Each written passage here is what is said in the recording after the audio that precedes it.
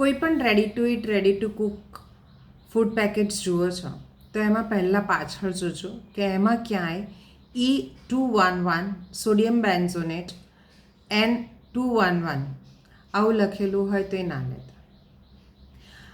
હું કહું છું માટે નહીં, પરંતુ એ ખૂબ હાનિકારક છે માટે. આ છે સોડિયમ બેન્ઝોનેટ, જે એસિટિક એસિડની સાથે મળી અને તમારી મગજનો બેન્ડ બજાવી શકે, બાળકોને હાઇપર એક્ટિવ કરી શકે, બાળકોમાં અસ્થમાની અસર કરી શકે. હું એવું નથી કહેતી કે એક વખત ખાવાથી થઈ જશે, પણ આ પછી આદત પડતી જશે અને આ વધતું જશે અને એ તકલીફ કરશે જ. એટલે જો ન ખાવ તો વધારે સારું છે. આ વસ્તુને અથાણા, સોફ્ટ ડ્રિંક્સ, ચટણીઓ, તૈયાર ચટણી જે આવતી હોય, સોસીસ આવતા હોય, એ બધામાં આને નાખવું પડે કે જેથી કરીને એની લાંબા ગાળાની એની સેલ્ફ લાઈફ લે, એને બગડે નહીં, એમાં ફંગસ ના લાગી જાય, એમાં જીવાત ના થઈ જાય, એ બગડી ના જાય.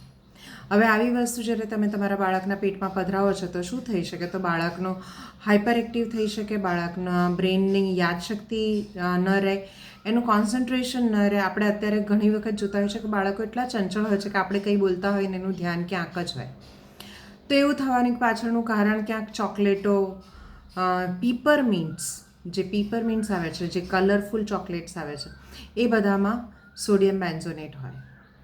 હવે પ્રયત્ન કરજો કે ઓછામાં ઓછું, હું તો એવું કહું કે બિલકુલ ના આપતા, પણ જેટલું બને એટલું ઓછું સોફ્ટ ડ્રિંક્સ છે, ડેરી પ્રોડક્ટ્સ છે અને ચોકલેટ્સ છે કે ચટણીઓ છે કે અથાણા છે, જે બજારમાંથી તૈયાર ready to eat ready to cook છે, એ ન આપતા અથવા તો ન ખાતા.